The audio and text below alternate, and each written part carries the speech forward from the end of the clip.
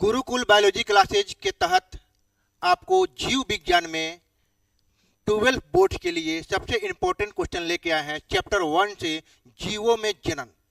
क्या नाम है? जीवों में जनन, रिप्रोडक्शन इन ऑर्गेनिज्म। जिसमें 30 महत्वपूर्ण क्वेश्चन जो है ना आपको 12 बोर्ड्स के लिए लाए गए हैं। पहला क्वेश्चन है अलैंगिक जनन यानी एसेक्सुअल रिप्रोडक्शन द्वारा उत्पन्न संतति को क्या कहते हैं? पहला है म्यूटेशन, दूसरा है क्लोन, तीसरा है हाइब्रिड, चौथा है वेरिएंट। और म्यूटेशन किसको कहते हैं? इनका ऑप्शन कौन सा होगा सही?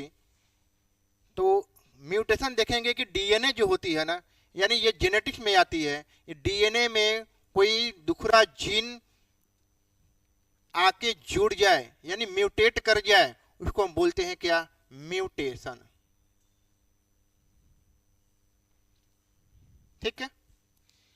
क्लोन कहते हैं जो हूबहू अपने पेरेंट्स के समान होते हैं, यानी कोई जीव है जिनसे दो जीव का निर्माण हुआ, यानी एक अगली पीढ़ी का निर्माण हुआ या एक नए संतति का निर्माण हुआ जो पेरेंट्स के हूबहू एकदम समान हो। कैसा समान हो?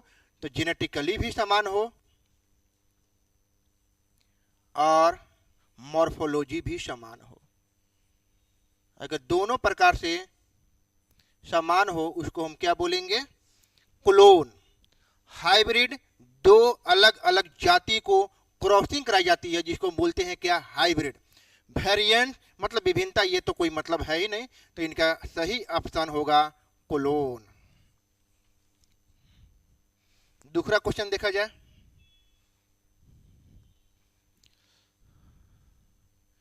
ईस्ट। दूसरा क्वेश्चन है ईस्ट, यानी जिसको हम बोलते हैं खमीर,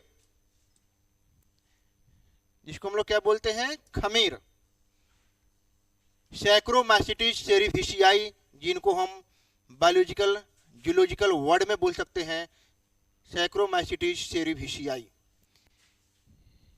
जिसमें प्रजनन जो है ना मुख्य रूप से किसके माध्यम से होता है? यानी ईस्ट कोई जीव है, इस जीव में अगर प्रजनन हो रही है तो किसके माध्यम से हो रही है? तो माध्यम अगर जिस माध्यम से होगा, क्या उसको मुकुलन बोलेंगे या विखंडन बोलेंगे या परागन बोलेंगे या बीजाणु बोलेंगे? तो बीजाणु जो है ना बीज का निर्माण करती है जो पादपों के लिए है। परागन ये भी पादप में होती है जो पोलन ग्रेन जिसको हम बोलते हैं, जो मेल पार्ट बनाती है जिसको हम लोग क्या बोलते हैं? परागकण। और वो जिसको परागित करेगी उसको हम बोलते हैं कि परागन।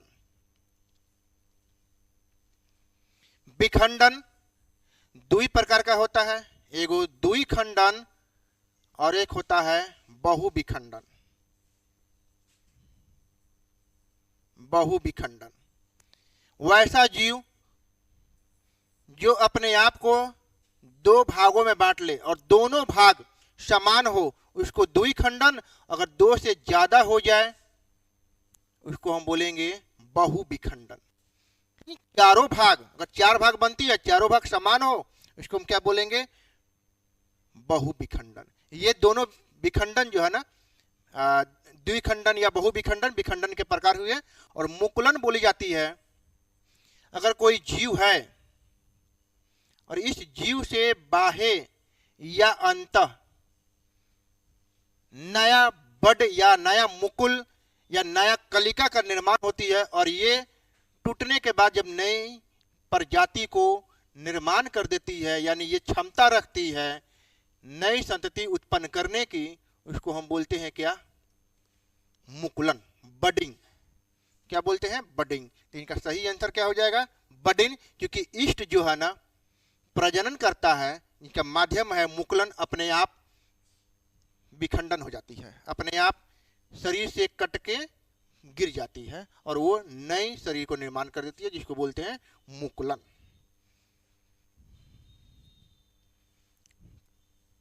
अब नेक्स्ट देखिएगा तीसरा क्वेश्चन।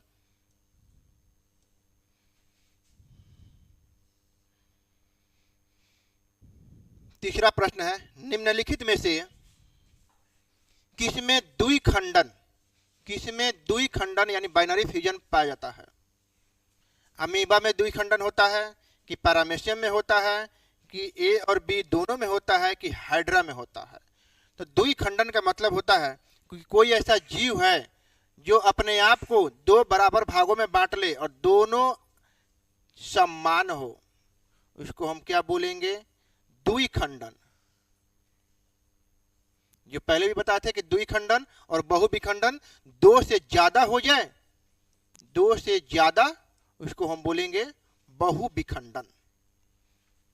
दो से ज्यादा हो जाए तो बहुविखंडन। तो द्विखंडन का एग्जाम्पल है अमीबा और पैरामेशियम। दोनों क्या है? विखंडन द्वारा अपने आप को दो भागों में बांट लेती है और दोनों भाग क्या होती है? समान होती है।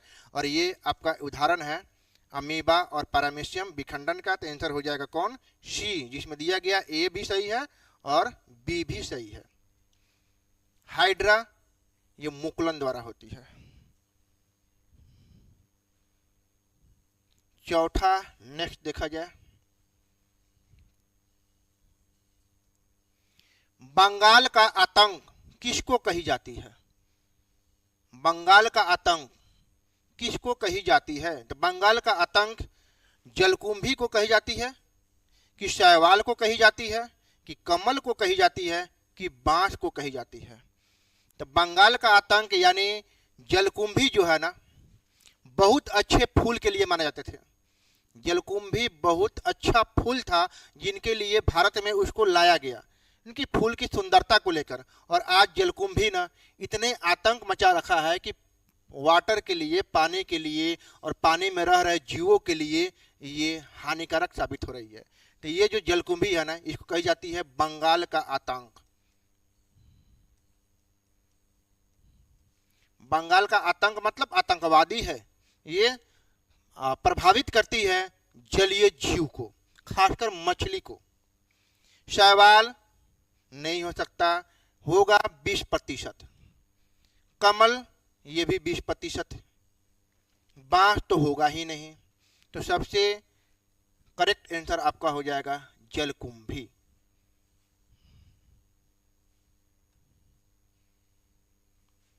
अब नेक्स्ट चला जाए, पांचवा प्रश्न।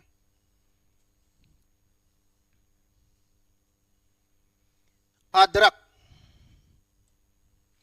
अदरक जिसको बोलते हैं झिंगर में कायिक प्रवर्धन किसके द्वारा होता है? तो कायिक प्रवर्धन किसको बोलते हैं?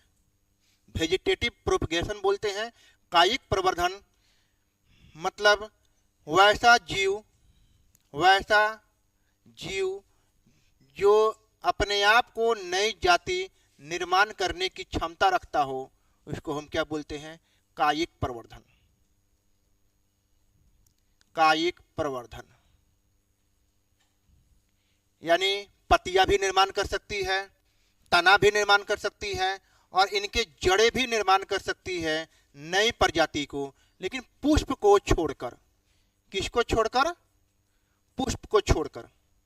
पुष्प को छोड़कर अगर अन्य प्रजाति, पत्तियां जिसको हम पर्ण भी बोल सकते हैं, तना, जड़ें, नई जाति को निर्माण कर दे, क्या कहलाएगी? कायिक प्रवर्धन।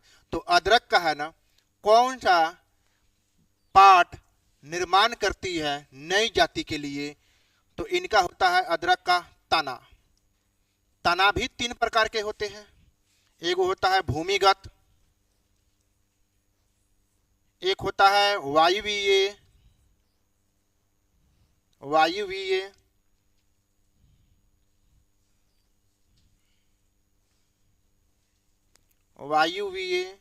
और तीसरा होता है अर्धवायुवीय। तो ये जो है ना तना के प्रकार, जिसमें प्रकंद, कंद, शलकंद और धनकंद आते हैं, जिसमें ये प्रकंद के उदाहरण है कौन? अदरक, जो नई जाति को निर्माण करते हैं। तना ही निर्माण करता है नई जाति को। शलकंद नहीं हो सकता। ऊपरी भूस्तारी ये तना का ही है, लेकिन भूमिगत तना हो गई। शलकंद अदरक के उदाहरण नहीं है।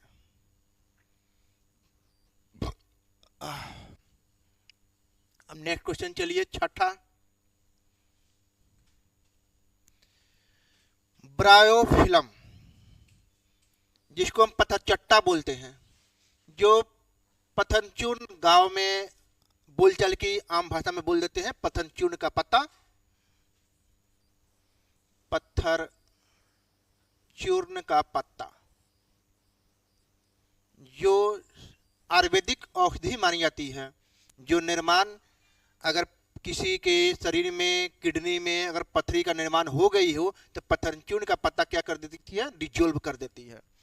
तो यही इसको इंग्लिश में कही जाती है ब्रायोफिल्म, जो नया पौधा किसके द्वारा विकसित होती है, यानी इसमें भी अगर कायिक प्रवर्धन होती है तो किसके द्वारा होती है। तो इसमें कायिक प्रवर्धन तना करती है कि पत्तियां करती है कि जड़ें करती है। तो इनकी जो है ना पत्तियां करती है, पत्तियां ही नई जाति को निर्माण कर देती है, जिसको हम क्या कहेंगे, कायिक प्रवर्धन। तो ब्रायोफिल्म का याद रखिएगा कौन है, पत्ती की कलियों से। तना से होती है नहीं, जड़ों से होती है नहीं, फूल का तो ऑप्शन है ही नहीं। अब नेक्स्ट 7वां,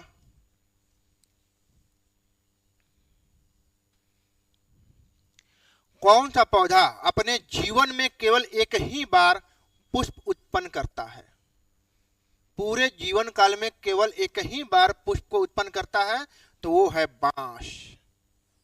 पूरे जीवन काल में, पूरे जीवन काल में एक ही बार पुष्प, उसके बाद क्या हो जाएगा, बांस बूढ़ा हो जाएगा और उसके बाद नष्ट हो जाएगी। आम ये तो होगा ही नहीं, हर साल या 2 साल पे फलती है। जामुन वैसे ही फल है। लीची ये भी है, प्रत्येक साल फलती है। तो ये जो है प्रत्येक साल फलेगी तो क्या होगा, फल का निर्माण होगा तो पुष्पों से होगी। तो ये आम हो ही नहीं सकता, जामुन और लीची नहीं होगी। कौन होगा, बांस, जो पूरे जीवन काल में एक ही बार पुष्प लगेगा और उसके बाद बांस क्या हो जाएगी, मुरझा जाएगी, यानी बूढ़ा हो जाएगा, उसके बाद मर जाएगा। नेक्स्ट 8वां क्वेश्चन, नीला कुरिंजी, जिसको हम क्या बोलते हैं, एस्ट्रोबिलैंथस कुंथियाना, जो कितने वर्ष में एक बार फूल देता है। तो ये साउथ अफ्रीका में दक्षिणी भारत में पाई जाती है। कहाँ पाई जाती है, तो दक्षिणी भारत में। जिनको कहा जाता है कि जितने भी पहाड़ हैं यहाँ पे फूल लगती है तो एकदम लगता है कि नया चादर बिछ गई। कैसा चादर, नीला चादर। कैसा चादर बिछ गई, नीला। इसी नीले फूल के कारण इनका नाम रखा गया है नीला कुरिंजी,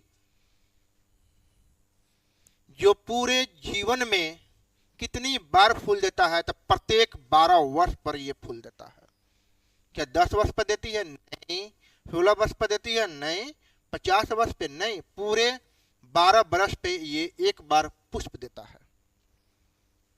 मध्य चक्र क्या है, मध्य चक्र ओस्टेरेसा साइकिल किस में पाई जाती है, तो मध्य चक्र, और एक होता है आर्तव चक्र। ये दोनों मादा में होती है, मादा प्राणी में। मादा प्राणी में एक होता है मध्य चक्र चलती है, एक चलता है आर्तव चक्र। आर्तव चक्र जो है ना प्रत्येक मंथ होती है, और मध्य चक्र किसी सीजन में, किसी रीजन में होती है, किसी सीजन में, किसी सीजन में, किसी रीजन में होती है। कौन, मध्य चक्र। आर्तव चक्र प्रत्येक साल प्रत्येक मंथ होती है, तो ये 6 महीना पे भी हो सकता है, साल भर पे भी हो सकता है।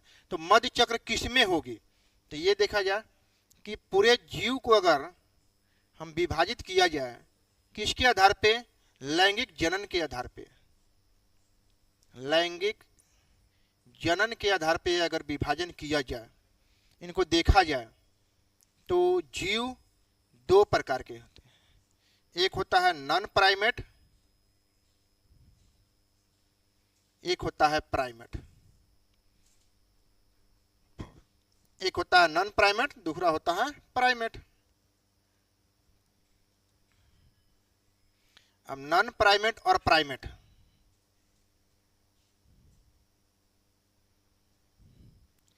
अब ये जो नॉन प्राइमेट जिनके जबड़े निकले हो और प्राइमेट जिनका जबड़ा ज़्यादा नहीं निकला हो, तो ये नॉन प्राइमेट जिनमें आते हैं गाय, भैंस, बकरी, बिल्ली, etc।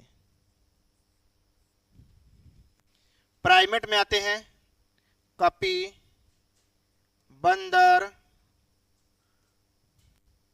और मनुष्य। तो मनुष्यों के पूर्वज माने जाते हैं कौन? कपी। और इनमें चलती है कौन? आर्तव चक्र। और इसमें चलती है मध्य चक्र। तो मध्य चक्र इसमें पाया जाएगा गाय में, भैंस में, बकरी में, बिल्ली में। तो गाय है, भेड़ नहीं होगा, कुत्ता नहीं होगा, कि इनमें से सभी होगा। तो गाय है, भेड़ है, कुत्ता है, ये तीनों क्या है? नॉन प्राइमेट प्राणी है। तो इनका आंसर हो जाएगा इनमें से सभी। नेक्स्ट क्वेश्चन देखा जाए 10वां।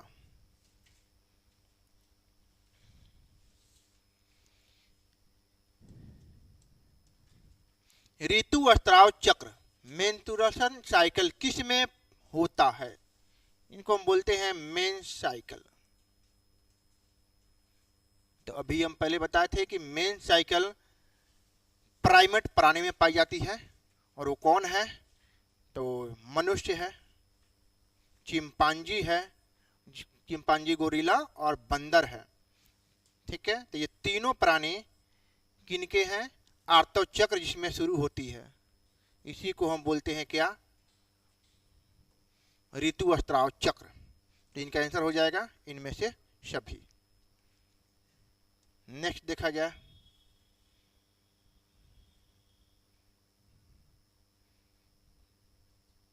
11 नंबर। केचुआ अर्थवर्म बोलते हैं, कैसा प्राणी है?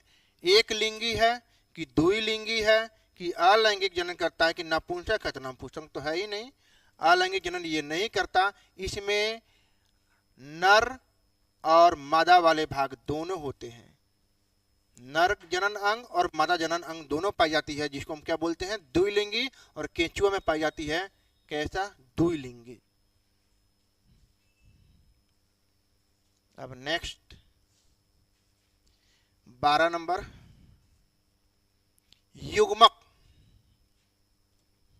जिनको हम बोलते हैं गैमेट्स, स्वभाव से हमेशा कैसा होता है?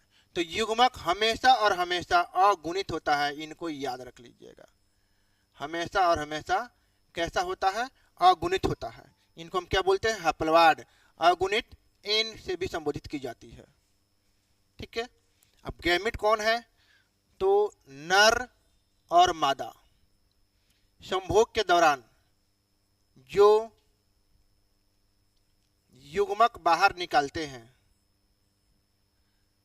उनको हम बोलते हैं क्या?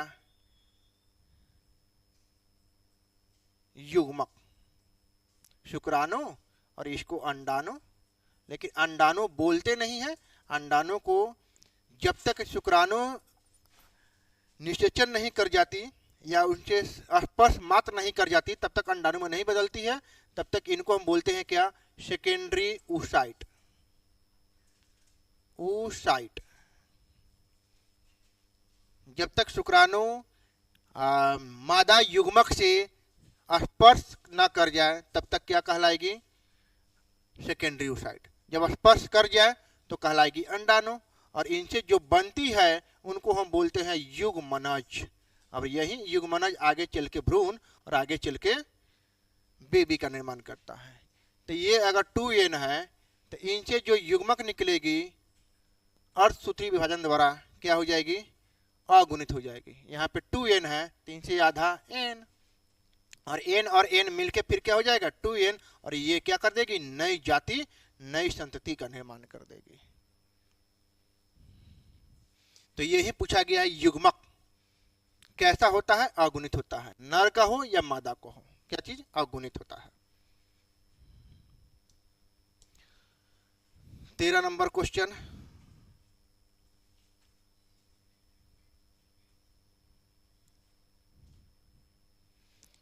युग्मक संलयन, इनको हम क्या बोलते हैं, सीनगैमी के परिणाम स्वरूप क्या बनता है।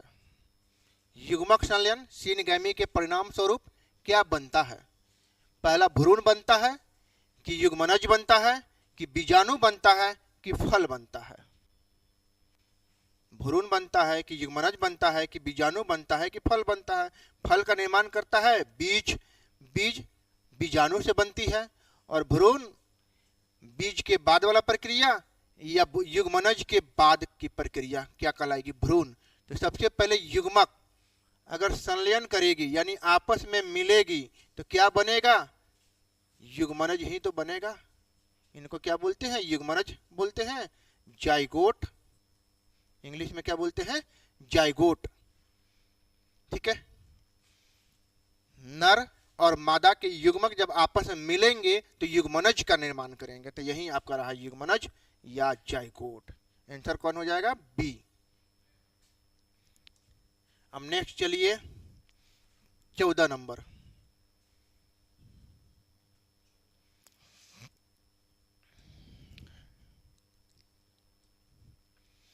बाह्य निषेचन किस में होता है। तो सबसे पहले निषेचन जो है ना, दो प्रकार के होती है। निषेचन कितने प्रकार के, दो प्रकार के। एक होता है बाह्य और एक होता है अंतः। यानी नर और मादा जब आपस में मीटिंग कर रहे हैं, मीटिंग के दौरान जब इनका युग्मक अंदर मिले, निषेचन अंदर हो, उसको हम बोलेंगे अंतः निषेचन। अगर बाहर हो तो बाह्य निषेचन। तो अंतः निषेचन का एग्जाम्पल है मनुष्य, पक्षी, सरीसृप। तो यहाँ पर पूछा गया है बाह्य, तो बाह्य का हो जाएगा मेढक। तो आंसर कौन हो जाएगा, ए। मेढक क्या है, बाह्य निषेचन करता है। नेक्स्ट 15।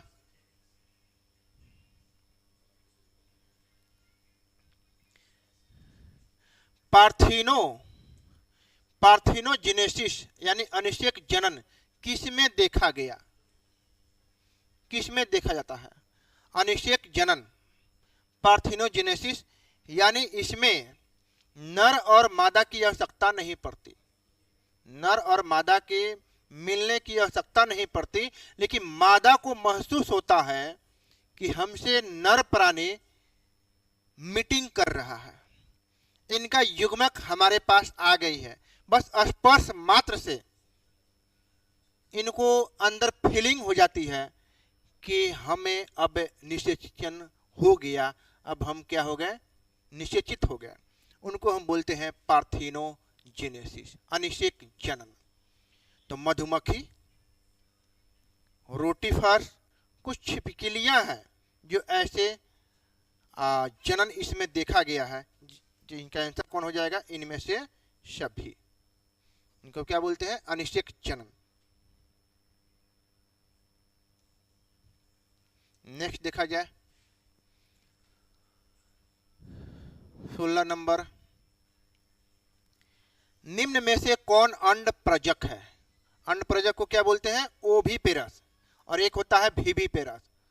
एक अंड प्रजक और एक होता है सजीव प्रजक। सजीव प्रजक को बोलते हैं विविपेरस। ये रहा अंड प्रजक और एक रहा सजीव प्रजक। अंड प्रजक को बोलते हैं ओविपेरस, सजीव प्रजक को बोलते हैं विविपेरस। तो सजीव प्रजक यानी विविपेरस जो अपना कोई ऐसा क्या बोलूं जीव जो अपने ही जैसे संतान को उत्पत्ति करे, उसको हम बोलेंगे सजीव प्रजक विविपेरस। और जो अंडा निर्माण करके जीव का निर्माण करे, उसको हम बोलेंगे क्या, ओविपेरस। इसमें सांप क्या अंडा देती है, मगरमच्छ क्या अंडा देती है, मुर्गी क्या अंडा देती है। तो इनमें से हो जाएगा सभी। क्या सांप अंडा देती है, हाँ देती है, मगरमच्छ भी देती है, मुर्गी भी देती है। तो इनमें से ऑप्शन कौन हो जाएगा, इनमें से सभी। नेक्स्ट देखिए 17 नंबर।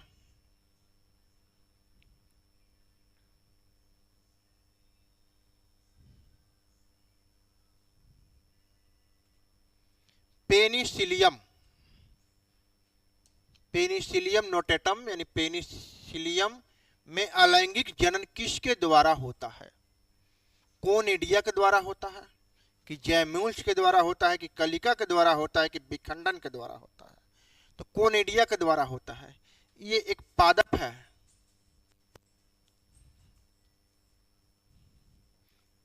Penicillium notatum. इनमें फूल जो लगती है, ठीक है, इनका जनन जो है ना कोनिडिया के द्वारा होती है, यानी ये अलैंगिक जनन करता है। और ये कोनिडिया के द्वारा जनन करने के बाद बनती है कौन? पेनिसिलियम। और ये पेनिसिलियम क्या है? पेनिसिलियम क्या है? तो ये पेनिसिलियम एंटीबायोटिक प्रतिजैविक है। क्या बोलते हैं? प्रतिजैविक। जो अलेक्जेंडर फ्लेमिंग ने खोज किया था, कौन? प्रतिजैविक का। कौन सा प्रतिजैविक? जैविक पेनिसिलियम, पेनिसिलिन है ना, इनसे बना था कौन? Penicillin, penicillin. अब नेक्स्ट, जैमुल्स होगा क्या? नहीं, जैमुल्स किसको बोलते हैं? तो कोई अगर ऐसा कोशिका है, कोई ऐसा जीव है जिनके अंदर निर्माण हो जाए किसकी? बड की, कलिका की, और यही कलिका फिर क्या कर दे? नई संतति उत्पन्न कर दे, तो ये कहलाएगी बाह्य निषेचन की अंत। और ये जो निर्माण किया ये कलिका यानी बड, जिसको बोलेंगे बाह्य मुकुल बोलेंगे कि अंतः मुकुल बोलेंगे? तो इसको बोलेंगे अंतः मुकुल, अंतः मुकुलन।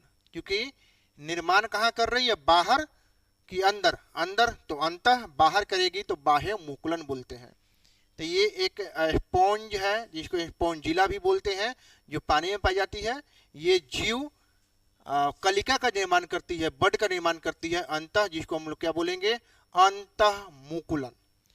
और ये सारे बडों को मिला के हम बोल देते हैं क्या? जैमुल्स। तो ये जैमुल्स जो है ना, इनके उदाहरण नहीं है पेनिसिलियम का, ठीक है।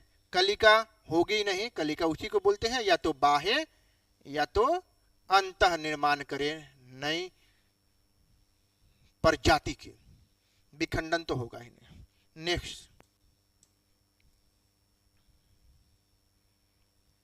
18 नंबर, स्पॉन्ज में विशेष संरचना क्या देखी गई? वहीं आ गई स्पॉन्जिला।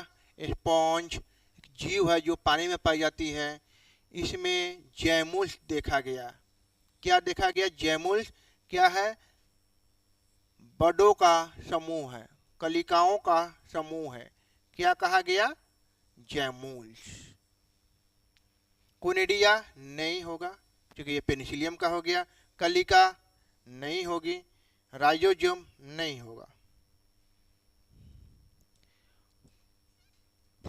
नेक्स्ट 19 नंबर,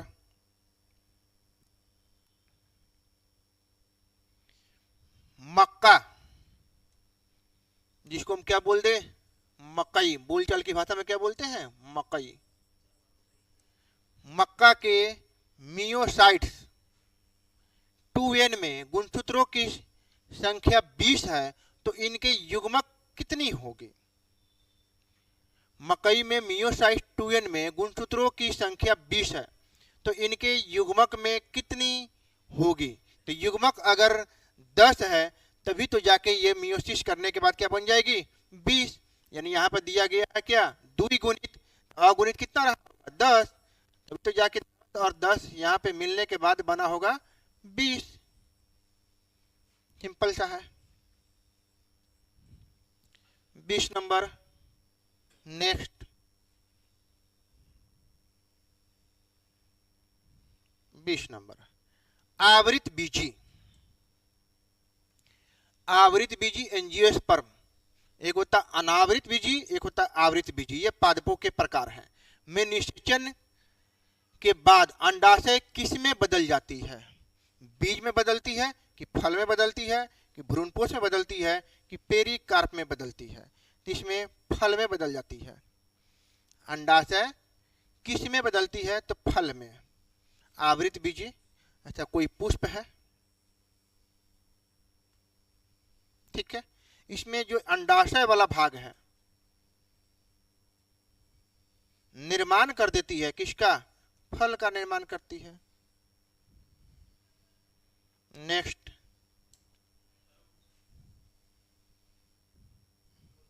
तीसरो 21 नंबर,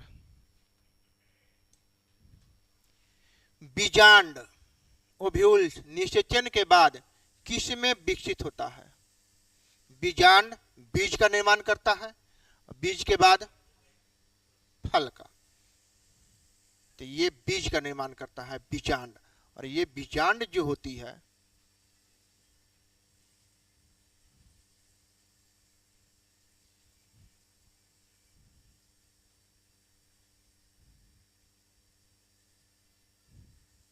ठीक है, ये जो बीजांड निर्माण करेगी किसका? बीज का, ठीक है। नेक्स्ट,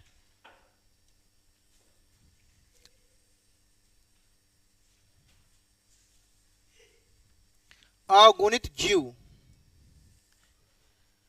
अगुणित जीव में कोशिका विभाजन किस प्रकार का होता है? अगुणित जीव यानी कैसा होगा? हप्लवाद होगा, एकल कोशिका का होगा? नहीं, अगुणित होगा, यानी इनके अंदर गुणसूत्री कितने होंगे? अगुणित होंगे, पेयर्ड में नहीं होंगे, है ना। अगुणित जीव में कोशिका विभाजन किस प्रकार होता है? समसूत्री होता है कि अर्धसूत्री होता है कि असूत्री कि इनमें से कोई नहीं? तो समसूत्री का मतलब होता है कि अगर यहाँ पे गुणसूत्रों की संख्या 16 है तो विभाजन करने के बाद 16 ही आएगा, ठीक है, यानी समान। इसी को हम बोलते हैं क्या? समसूत्री, ठीक है। वैसा विभाजन जिसमें समान सूत्री उतर के आए, समान गुणसूत्र उतर के आए, उसी को बोलेंगे क्या? समसूत्री। अगर अर्धसूत्री विभाजन करवाऊं तो 16 है तो कितनी उतर के आ जाएगी? 8 और 8। तो कोई ऐसा जीव अगुणित है n, तो आधा n कोई जीव होगा क्या? नहीं ना, ठीक है। तो कोई भी अगुणित है तो समसूत्री होगा, द्विगुणित है तो अर्धसूत्री होगा, ठीक है। चलिए नेक्स्ट 23 नंबर,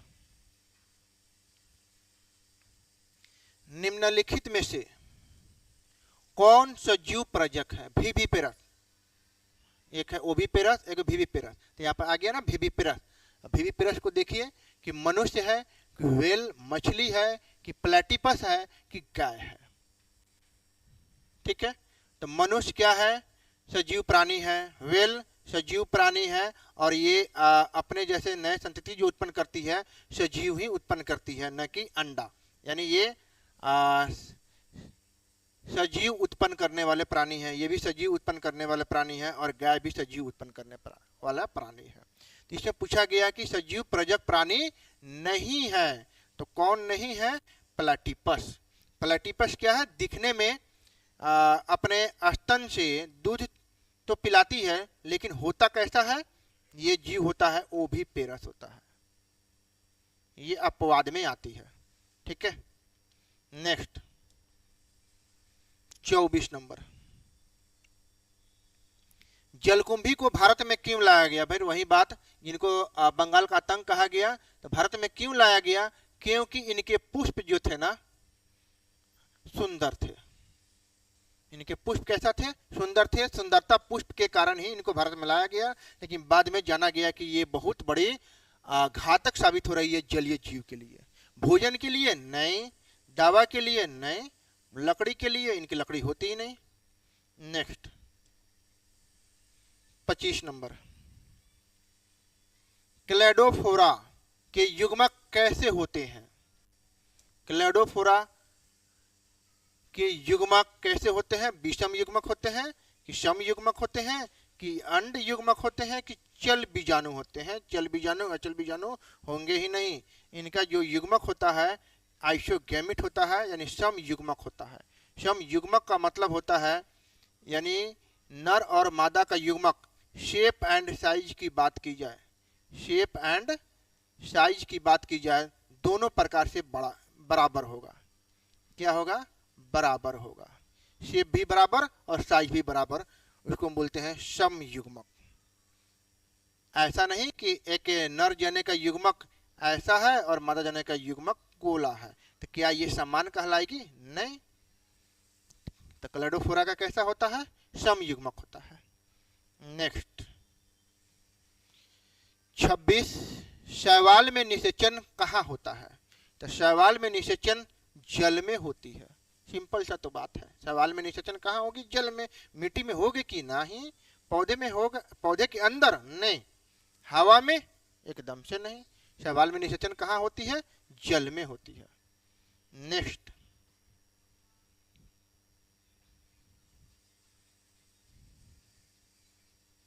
27 नंबर, जीवन अवधि यानी लाइफ स्पान जिसको हम बोलते हैं, जीवन अवधि का संबंध किससे नहीं है? जीवन अवधि का संबंध किससे नहीं है? जीव के आकार से नहीं है, कि जन्म से नहीं है, कि प्राकृतिक मृत्यु से नहीं है, कि प्रजाति से नहीं है। तो जन्म से लेकर प्राकृतिक मृत्यु तक के काल को ही तो जीवन अवधि कहते हैं। लेकिन संबंध किससे है?